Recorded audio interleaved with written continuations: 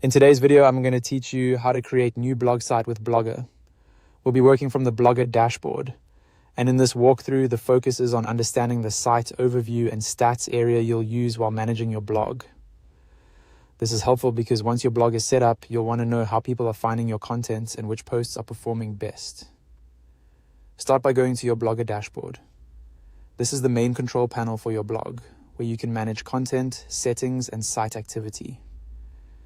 If you have more than one blog connected to your account, make sure you're viewing the correct one before continuing. From the menu on the left-hand side, click on Stats. This section gives you a snapshot of how your blog is performing. It's one of the most useful areas for getting a quick read on traffic without needing any complicated tools.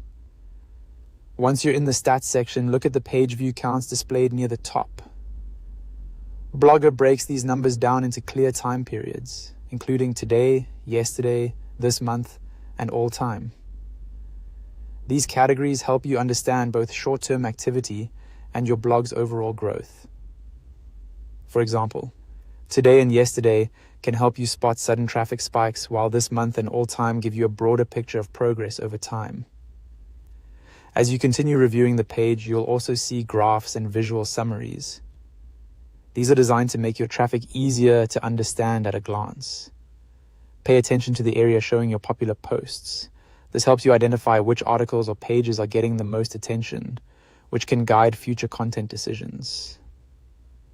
If one topic is performing especially well, that may be a sign to create similar content. You should also review the traffic sources section.